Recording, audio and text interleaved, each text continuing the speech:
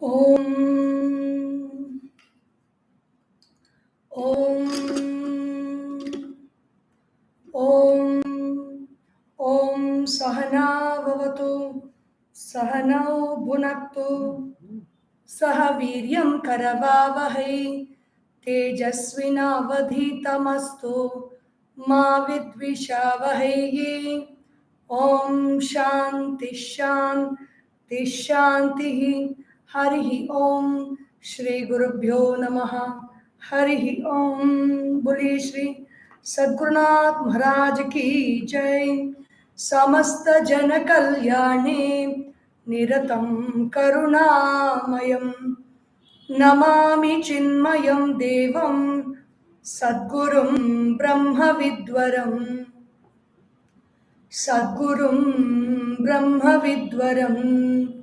ॐ श्री चिन्मय सद्गुरवे नमः नमः Shri Shankaranand गुरुपादाम्बुजन्मने सविलास महामोह ग्राहग्रासैककर्मणे. Hari Om. We were looking into this chapter 7 of Panchadashi, Tripti Dipa. And we saw this 6th verse yesterday.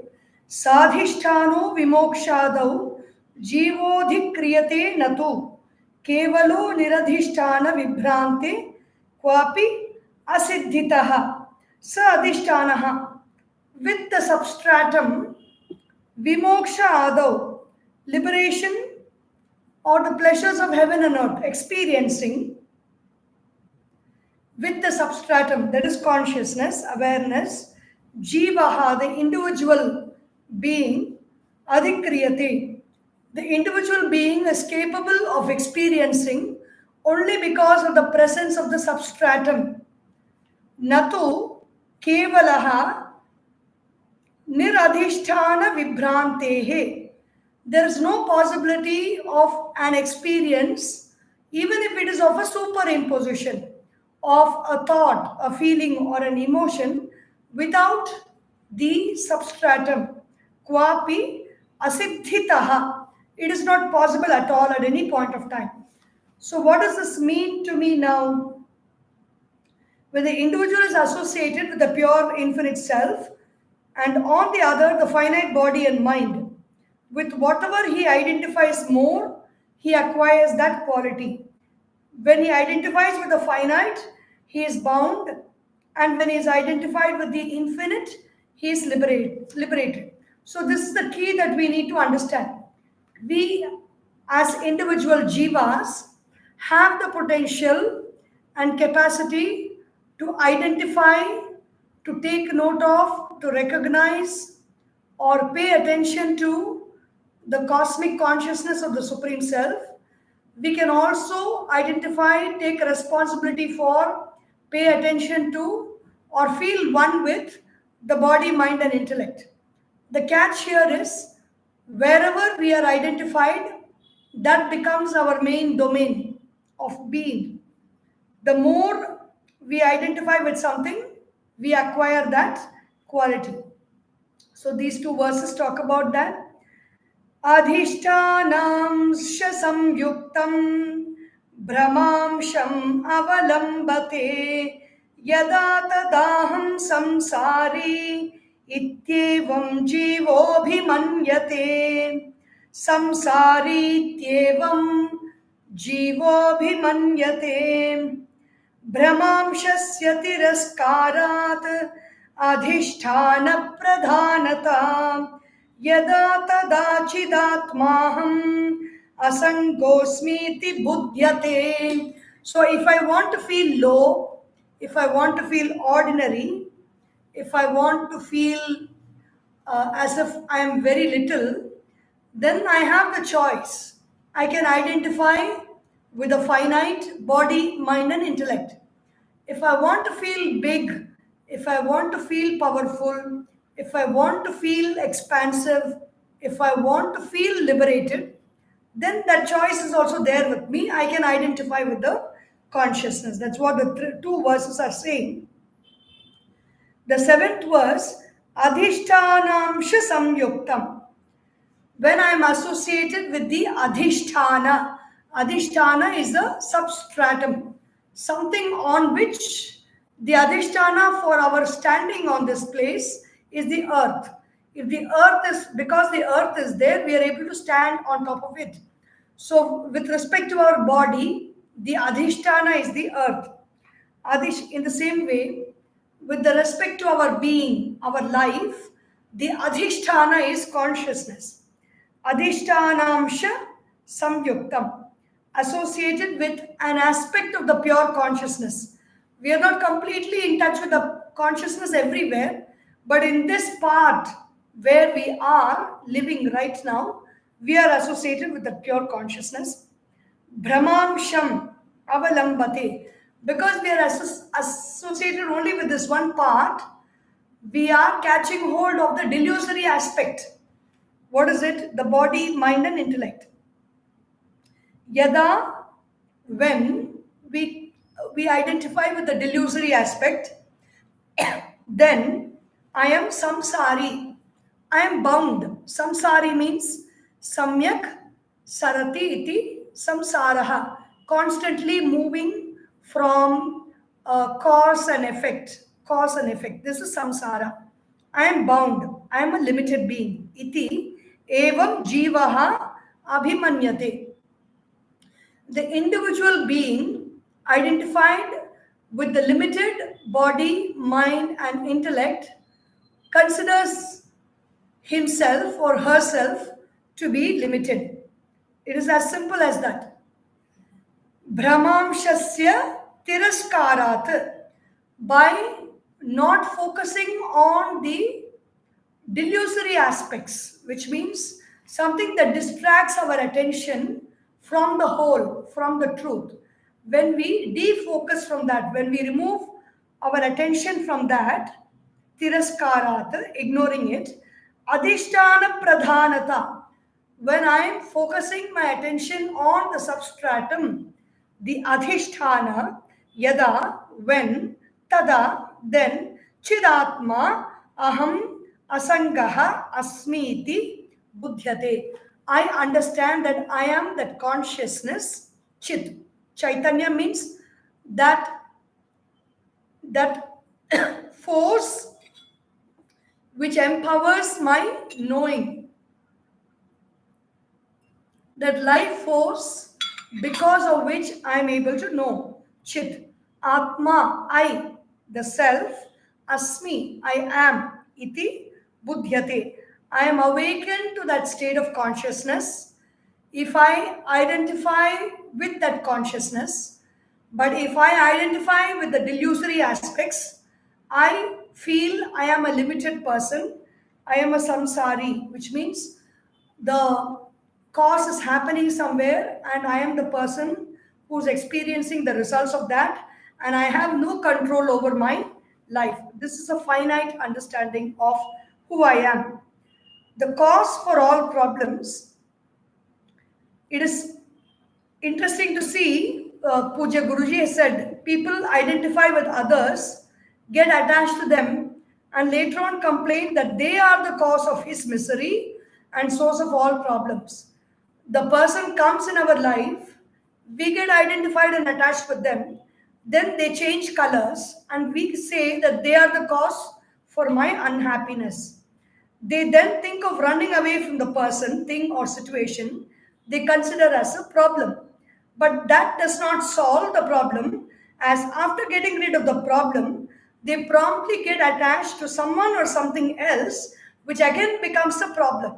They run away from the city-bred wife to the Himalayas and then marry a mountain-bred girl and become unhappy there. They do not understand that the problem is of identification and attachment. The problematic mind creates problems wherever it goes. The problem that we face in our life that causes sorrow is not because of a person, a situation, or a thing, but it is because of my identification. I pick it up. The dust may be there in the road, the dust may be there in the house, in the room, but when I pay attention to it, and I identify myself with. I'm not saying we should not identify. When it comes to our duty and our work, yes, identification is very important. Only then we will be paying our full attention to that and be able to do it well and discharge our duties and responsibilities. But when this identification can become a problem is when we are actually not connected with it, identifying with everything, identifying with what two people are talking, what two people are gossiping. We lend a ear and hear that, and that begins to disturb our mind. We look at the road, we see the traffic, the people who are in the traffic, they just go, they manage their way, they manage to reach their home safely. But when we identify with our concept of how this traffic should be run and how this traffic should be administered and how these people are very badly using the road, they don't have a road sense, they don't have road discipline, or they don't follow road rules. When we identify with these thoughts, then these thoughts will give us the problems. It is not because of the road, it is not because of the traffic, it is because of the identification that I have with the thoughts that are generated from seeing the traffic. With my beliefs that are there in this country, this is the way traffic is going to be. I strongly believe that. And because of that belief, thoughts are arising. I identify with those thoughts, and those thoughts are giving me trouble. So when we have the right thoughts, when we when we understand the situation well, when we are able to see the sanity in the whole thing, when we are able to see the greater force that is protecting amid all this chaos, then we will have the right kind of thoughts that give us peace of mind, that give us an expansive capability to change the situation if need be, and do the needful individually as well as collectively to bring about change in society. These are the people who can create change in society. They are the Ishwaras. They are the people who see, who enter into what they see, who enter into that thought, who work on that thought, who create a new transformation in society. Whereas Jivas are the people who receive the experience, who are at the tail end of all problems. They receive it, they think those worrisome thoughts based on the results that they experience, and they think that is the finite, that is the way things are going to be. They crib about it, they complain about it, they suffer it, and they are not able to see the change because they are not able to do anything about the situation. They are the victim conscious people. You have the people who are the makers and changers of society, and the people who are the victims of society. That is the Ishvara and Jiva. So where we identify ourselves with, when we identify ourselves as that consciousness, then I get tremendous power and energy to work on whatever I want, to take up any project. I am identified with that supreme truth. I am identified with that self. I am identified with Ishvara, who is a manifestation of that supreme truth, that power. I get tremendous power, I get tremendous energy, and I am able to do what I want to do to create a change in society. When I'm identified with this limited body, mind, and intellect, then whatever the body has to experience in terms of pleasure and pain, and whatever the likes and dislikes of the mind, whatever the choices that the intellect makes, I am bound by this, and because of that, I only experience suffering and limitation.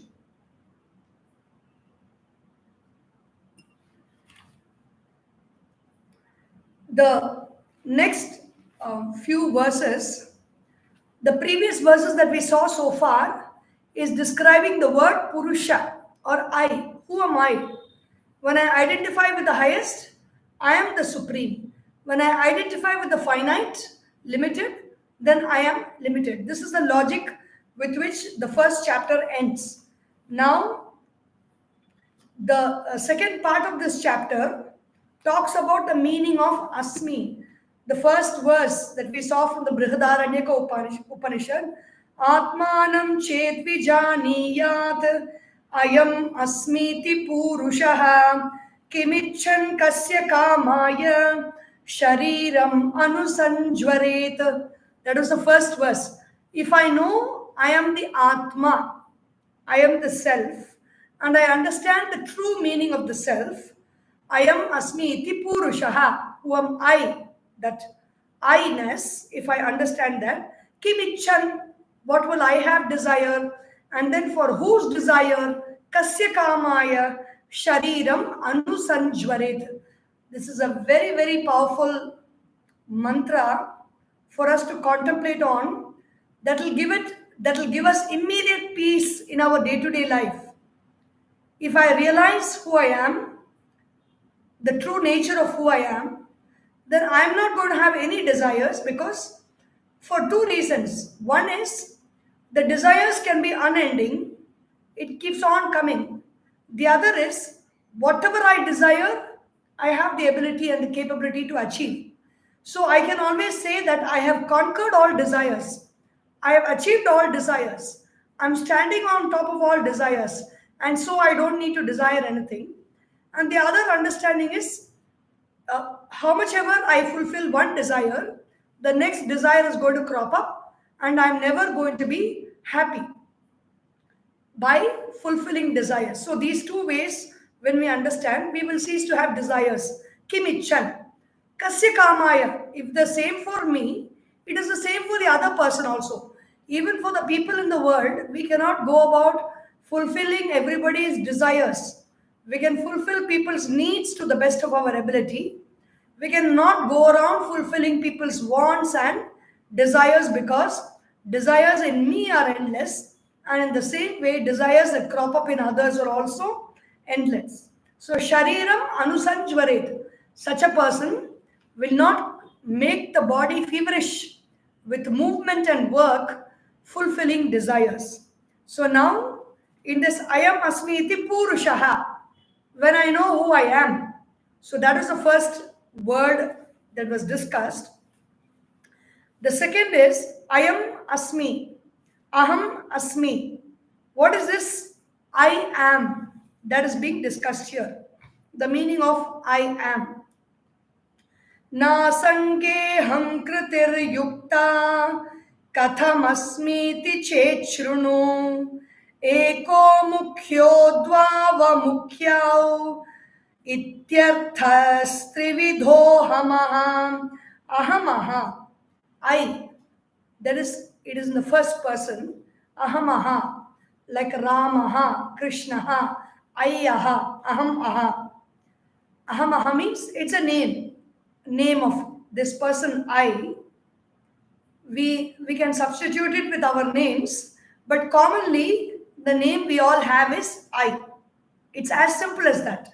Ahamaha, this I, na asange, in pure consciousness, which is unattached, asange, aham kritihi, I thought or ego, yukta. In this consciousness, which is not attached to anything, there is no possibility of existence of any thoughts. Then where is this I thought coming in this consciousness? That is the question. How does this I thought arise? Suppose if we ask that question, possible, katam, how, asmi, I am iti, I am, the thought, how can it come in consciousness which is not attached to anything and not attached to any thoughts also? Chet, if you ask so, shrunum, then listen. A, kaha, one, mukhyaha, primary, dvau, two, are amukhyau, secondary, iti, arthaha, trividhaha, in three senses, I. One is primary, that I is primary, and in two aspects it is secondary. So there are completely three aspects to this I. What are the three aspects to this I? Primary is mukhya and gauna is secondary. Trividhaha ahamaha. Amukhyau. Not important. One is important and the other two are not important. This I thought is a vritti. A vritti is something, vritu vartane, something that keeps coming again and again and again. If you listen to people sometimes, you start with something, they will take the conversation to I. They will say, you might talk of some prize that was won. I also won a prize when I was a kid. They will start. If somebody talks about accident, they will say, I also had this accident. Somebody talks about death, they'll say, in my family also I saw this death. And all that, they will go on talking about the I. If you say, I had an operation, they will say, I had an operation. If you say, I have to attend to this, then they'll say, even I have to attend to that. So you'll be wondering why they are talking about it. That's the nature of the human mind. I thought it cannot exist in the self, which is beyond all thoughts, nor can it know the infinite self. This I thought, this thought does not have the power, knowledge, or capacity to know. The thought is an object. It cannot know the consciousness, and thought cannot exist without consciousness. However, we know the word I is used to indicate different identities depending on what it is identified with and the context in which it is used. For example, somebody says, I am a husband, they are referring that statement in context to the wife. I am glad is reference to the mind. I am fat is reference to the body. In this, the word I can be categorized into three: the relationship, then the mind, and the body, depending on what it identifies with and with what understanding it is used. So the next verse explains how all of us use this word I, majority of us. अन्योन्याध्यासरूपेण कूटस्थाभासयोर्वपुः एकीभूय भवेन्मुख्यः तत्र मूढैः प्रयुज्यते मूढैः. People who are not aware of who they truly are, prayujyate. They use this word I, anyonya adhyasa rupena. They use this I in a context of mutual superimposition. What is superimposition? This, for example, what is before you is a wall. The wall is made up of red bricks, and the bricks are covered with cement, white cement, and then paint. But when we say we superimpose the word wall, when you remove everything, when you remove the paint, when you remove the white cement, when you see the bricks and remove the bricks and the cement, there is no wall in that place. But actually what is there? There are bricks, there is cement, there is white cement putty, and there is color paint on top of it. And it is standing in context with other walls, and we say this is a wall. So this is called a superimposition. Superimposition, due to mutual superimposition between what? Kutastha abhasayoho. Here the superimposition or the mix and match, we would say, is from the substratum, which is consciousness, and the reflection of consciousness, which is the power in that consciousness, which is manifest as life. One is consciousness or awareness or knowing, and the power of that awareness, which is manifest as life, dynamism, force, power.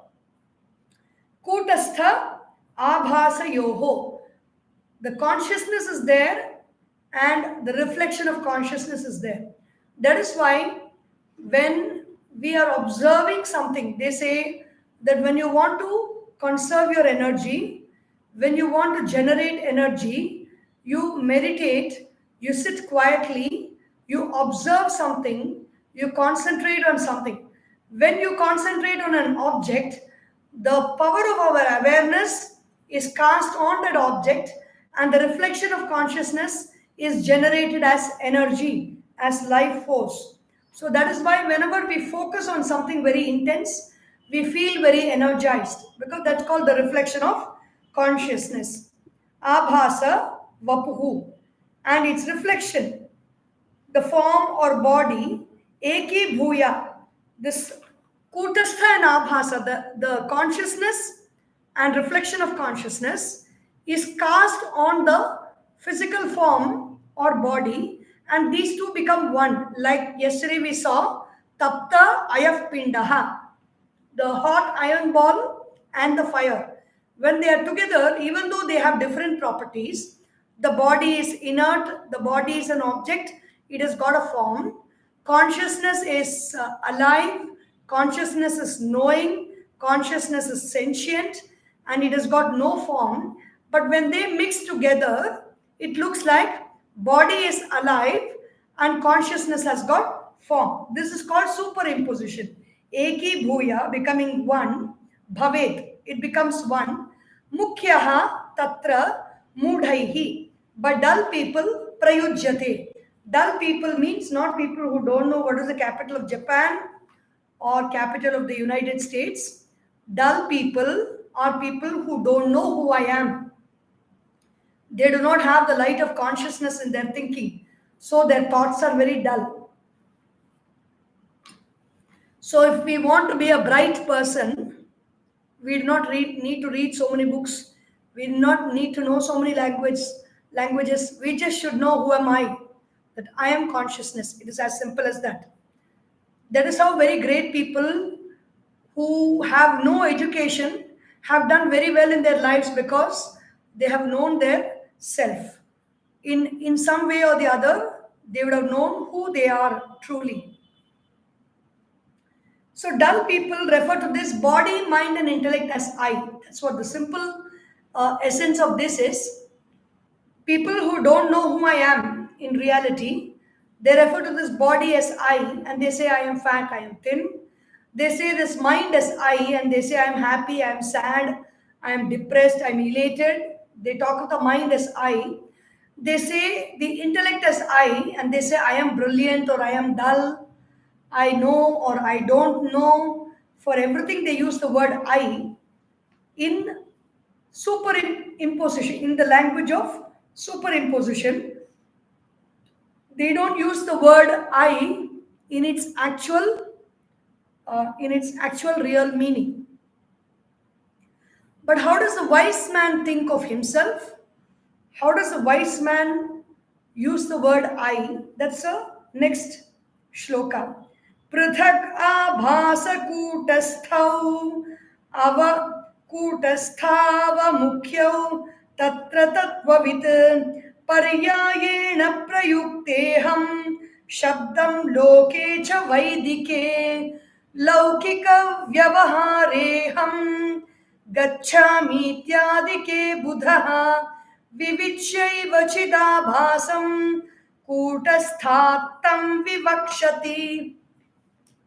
So the wise person is a panditaha, the one who knows who I am by hearing from the gurus and the masters from the shrutis, by contemplation and by meditation. They realize who I truly am. So these people, prithak abhasa kutastav, they know the difference between consciousness and reflection of consciousness. Amukhyau, the two secondary senses, consciousness, reflection of consciousness, and the two secondary aspects, tattvavita, the wise, paryayena, alternatively prayukte, use. Aham shabdam, they use the word I with reference to consciousness and the reflection of consciousness. Loke, in the worldly sense, Vaidike, in the philosophical sense. In the worldly sense, as well as in the philosophical sense, they use the word I to refer to consciousness also. They use the word I to refer to the reflection of consciousness also. But laukika vyavahare aham gacchami iti adike buddha. You might think that they understand this word I only in the highest sense of I am consciousness and I am life, which is the reflection of consciousness. In these two understandings they have. But in Vyavahare, in the world, they do not stand on that pedestal of that knowledge and interact in the world. So they say, Aham Gachami, I go, which means the body is moving, the life force is going, the life force is propelling the body to move. They say, I go, meaning they use the word consciousness for that. Adike Buddha, Vivichya. They separate it and they understand. But when they talk about it, they may talk like everybody else. We will think that what is the difference between a realized person and me? I am also saying I and mine for my body. They're also using the same language. What is the big deal? But Vivichya, they separate it in their minds. Chid abhasam, the reflected consciousness, kutasthat tam vivakshati. They know, they understand the difference between reflection of consciousness and the substratum. But when they talk about it in the world, they say, I am going. Consciousness cannot go. Life or reflection of consciousness can move because it has got the power of dynamism. They use the word I am going to refer to themselves in the laukika sense, in the worldly sense, which means even after knowing the difference between the two, they just talk the common language of people. So when you ask such people, who are you? They will not say, I am the self, I am Brahman. They will say their name, I am Ramaswamy, or I am Krishna Swami, or I am Govinda Swami, or something. And you ask them the date of birth, they may not confuse you with I am unborn, I am always born, I am always present, I never go, I never came, all these things. They don't give all these dialogues. They just say, this is my birthday, and invite themselves to a birthday celebration also in your house and have fun. So they just live life simply. They don't keep this knowledge, does not become a barrier for them to live life. That is the great master, like Bhagwan Sri Krishna or Sri Rama. They had this knowledge. They have studied under the great masters. The masters have given them the knowledge and the means of realizing them, and they have realized in their life, but they did not misuse that knowledge in creating disturbance in the society, in the world. What does the wise man think of himself in meditation? So in the worldly sense, he says, I am going, I am coming, I am eating, I am talking, which refers to the work that is done with the power of the reflection of consciousness. And consciousness is I, and the reflection of consciousness is empowering all these actions. And the person says I. Then even then, he will not refer to the body, because that question is not there at all. The body, mind, and intellect are totally disconnected from consciousness and reflection of consciousness. So that much of steadiness of awareness they have. So when they say, I am going, they don't mean the body is going. They know the body is inert, it cannot go. When they say, I am going, they mean the reflection of consciousness and consciousness. That distinction they have. Asangoham chidatmaham iti shastriya drishtitaha aham shabdam prayukteyam kutasthe kevale buddha. In meditation, when there is no transaction with the world, when they don't have to deal with anybody, think any thoughts, or speak any words, do any actions, or help others, or interact with others, or relate with others, they're just by themselves. When they're by themselves, they just relax in the knowledge that they are the self. Asangaha aham. They do not have any kind of a build up. They don't build up a personality and sit in that personality and drain their energy. They just relax in their true self. Asangaha aham. I am that consciousness which is not attached to anything, which is not identified with anything, which is just free and present ever, always, in the past, in the present, and in the future. I am Chit Atma. I am the self which is consciousness, which is aware. Iti Shastriya Drishtitaha. How do they know this? How do they contemplate on this? They have studied from the Upanishads, they have listened from the masters, they have processed it through meditation, and they have dwelt upon the thought in nididhyasan and reflection and contemplation. Shastriya Drishtitaha aham shabdham prayukte ayam. So they use the I word, the I thought, they understand it in this manner that I am consciousness. Kutasthe kevale. I am consciousness. I am that anvil. I am that substratum. I am alone. I am that self which is present everywhere. Buddhaha. They are the wise people. The wise people know themselves in meditation to be the self consciousness. The reflection of consciousness in the intellect, associated totally with the mind, body, intellect, is the I of the ignorant man. The reflection of consciousness is the I in the ignorant person. The consciousness is the I in the wise person. Asangaha aham chidatma aham iti shastriya drishtitaha aham shabdam prayumte. This word I is understood as I am unattached to anything. I am consciousness. I am in the immutable and absolute, non-changing. In the next verse, there is an interesting question. Many questions will arise when we start reflection on these verses. And what is a possible question? Maybe it's a dialogue or a discussion between the student and the teacher. Jnanita jnanite tvatma bhasasyaiva na chatmanaha tatha cha kathama bhasaha kutasthosmiti buddhyatam. So, a person is wise. They know I am, that consciousness. And then at the same time, they also understand and they use this word I in the sense of reflection of consciousness. So they are jnanitaha, they are ajnanite. Jnanita, ajnanite.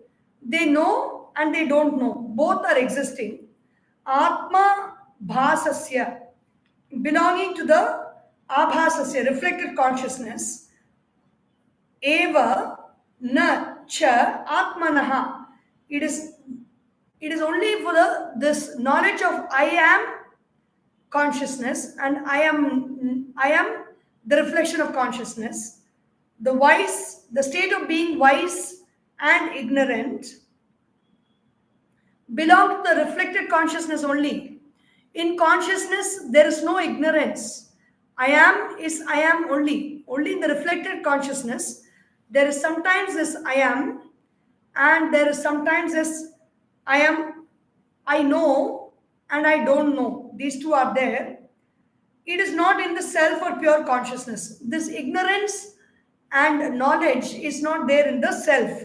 Tatha, katham abhasaha, reflected consciousness, kutastaha asmi iti, buddhyata. Suppose we understand that in this consciousness there is no I am consciousness and I am reflection of consciousness. There is only one consciousness. But in the reflection of consciousness, there is the sense of knowing consciousness and there is sense of knowing the reflection. When it is there, then how come in consciousness there can be reflection is the question. It is a twisting question. For example, Guruji says here, there are two friends, Ram Kumar and Shyam Kumar. Ram Kumar knows himself to be Ram Kumar and different from Shyam Kumar. If he says he is Shyam Kumar, then will his knowledge not be erroneous? So Ram Kumar is consciousness, Shyam Kumar is reflection of consciousness. Ram Kumar or consciousness knows he is Ram Kumar. And then suddenly he says, I am Shyamkumar also. Then isn't that knowledge of Shyamkumar a wrong knowledge? He is only Ramkumar. How can he say I am Shyamkumar? It's as simple as that. Isn't it erroneous knowledge? When the question is asked like this, the answer is given in this manner. Nayam doshaschidaabhasah kutasthaikasvabhavavan abhasatvasya mithyatvat kutastatvava sheshanat. Nayam doshaha. There is no fault in this. In this example, the same example, there is no fault. Chidabhasaha kutastha ekasvabhavavana. This chidabhasa, the reflection of consciousness and consciousness, are having the same quality. Ekasvabhava, one. Abhasatvasya mithyatvat kutastha tva avasheshanat. And they are of the same quality, but this reflection of consciousness is mithya. Mithya means it appears, it goes away. It is not permanent. And kutastha is only there. So it is okay. It is okay to say that this reflection of consciousness and consciousness are I. In the same example of Ram Kumar and Shyam Kumar, the Ram Kumar, consciousness, Shyam Kumar, reflection of consciousness. If Ram Kumar and Shyam Kumar are different individuals, Shyam Kumar cannot know himself as Ram Kumar and vice versa. However, if Shyam Kumar has assumed the role of Ram Kumar in a drama, Shyam Kumar is saying in a drama, I am Ram Kumar. The reflection of consciousness, it is not the consciousness can assume, it is only the reflection of consciousness can assume this role. Shyam Kumar is saying in the drama, I am Ram Kumar. Then that Ram Kumar must know himself to be Shyam Kumar. In the drama, that person, Ram Kumar, knows that he is Shyam Kumar, the real entity. This knowledge cannot be erroneous. In fact, that alone is true. Similarly, the individual is only a reflection and assumed role. The individual is Shyam Kumar and he is assuming and playing the role of Ram Kumar, not different from the changeless self. Kutastha, consciousness, Ram Kumar. I, this individual life, is Shyam Kumar. And I am saying I, Ram Kumar. In this drama of life, I have assumed that role. This life has assumed the role of consciousness and acting itself out. Otherwise, there is no role to play for consciousness. Consciousness is, awareness is. It is not manifest anywhere.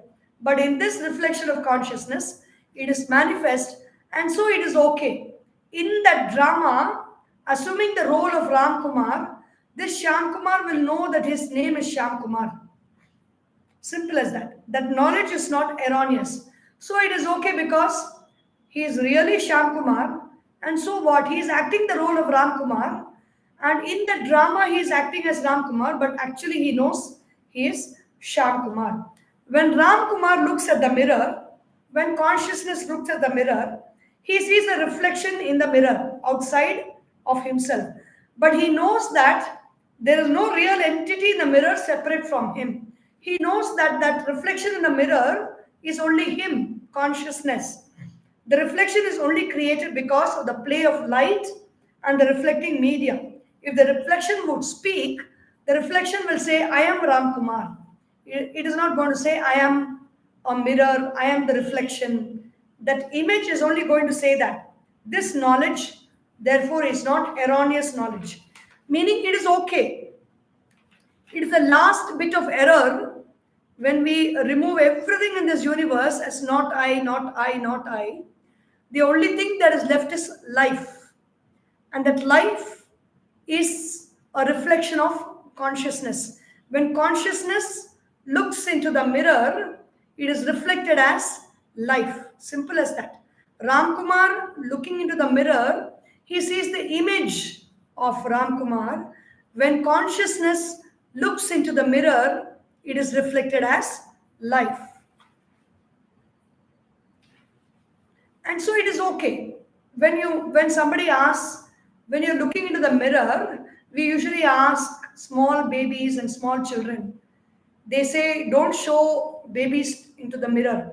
Don't make babies look into the mirror. Maybe some kind of a saying is there in families, in traditional families.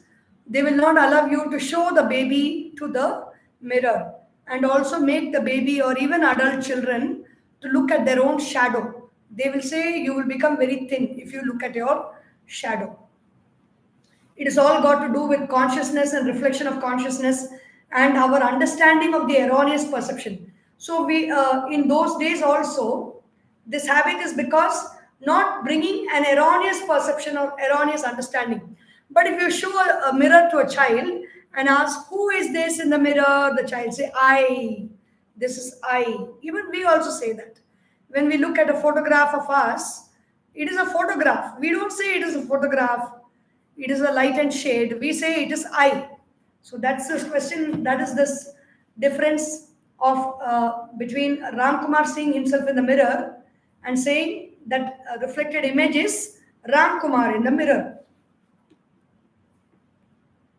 कूटस्थोऽस्मीति बोधोऽपि मिथ्या चेन्नेति को वदेत् न हि सत्यतयाभीष्टं रज्जु सर्प विसर्पणम् तादृशेनापि बोधेन संसारो हि निवर्तते यक्षानुरूपो हि बलिः इत्याहुर्लौकिका जनाः. So kutasthaha asmi iti bodaha api. Even if I have this knowledge that I am that consciousness, the substratum that is prevalent in this whole universe, mithya chain netiko vadeta. Even if you say, like for example, there is no thought in consciousness, but now you are referring to a thought. I am thought. You are using it to say I am that consciousness. Now, is that consciousness also mithya then? This thought is also mithya? Mithya chet. Mithya means, is it an illusion? No. Iti kaha vadet, not indeed. Satyataya as real, abhishtam, it is accepted. This is accepted. When you say, I am coming, consciousness cannot come. But when somebody says, I am coming, they just accept it. Okay, you don't give importance to the reality. You just focus on the action that is happening. In the same way, it is accepted, like how Rajju Sarpa Visarpanam, the movement of the snake superimposed on a rope. When you see the rope and you see the snake on the rope because it is dark and you have mistaken it for a snake, the rope is not moving, but the snake appears to move. You don't just see the snake, but you also imagine the snake moving, because we are seeing with the eyes of life and life is moving. And so that image, we are actually not seeing that object outside. We are seeing the thought that is reflected in the image, and this life, this energy is moving. And so we perceive the snake as moving. Movement of the snake superimposed on the rope. So we are accepting that. We are not denying that. We are not going into the question of, no, it is not a snake at all. We are saying there is a snake and the snake is moving. And we accept that, even though the snake itself is false, it is not there. Tadrishena, in the same way, api, bodhena, by knowledge, samsaraha, transmigration, pleasure and pain in this world, certainly nivartate. With this, see, we don't talk about, when we say the snake is, the rope is there, we see the snake and we say the snake is moving. Then the person is taken close, the torchlight is shed on that, and the the person discovers that it is a rope, and then the fear of the snake is gone, right? So much happens in the process. So for that, what is the like another time when the rope is there and darkness is there, the same thought will come. But then, what is the need for this knowledge of the rope? The knowledge of the rope, the thought, the knowledge of the rope is a thought. The thought will remove this fear from this person. So that thought is required, the thought of not why, when there is consciousness and reflection of consciousness is only mithya, then consciousness only is real. Why should we know about consciousness? When that knowing is also a thought, why should we have a thought of consciousness? That thought will remove this thought of ignorance. So, this, like this thought of the rope, will remove the fear of the snake from the person. The thought of consciousness serves the purpose, utility value. You say, if I buy this, what will I gain? What is the utility value? The utility value of entertaining the consciousness thought is that consciousness thought removes the grief, the shoka, or the sorrow of samsara. In life, we go through pain and suffering. We also experience joy, but we are intensely caught with pain and suffering. And we want to be free of pain and suffering. To be free of pain and suffering, we should know that I am this consciousness. We entertain this thought that I am, even though consciousness is not a thought, consciousness is a presence, we do entertain the thought that I am consciousness and contemplate on it. And what does that thought do? That thought removes pain and suffering. The thought removes sorrow from our life. And that is a very great utility while living in this world. We don't need to suffer anything because we are that unlimited consciousness that is our real nature. And this thought brings that knowledge to us, brings that understanding to us, and that understanding removes all this sorrow, all difficulties in our life. It is like the snake vision superimposed on the rope is unreal.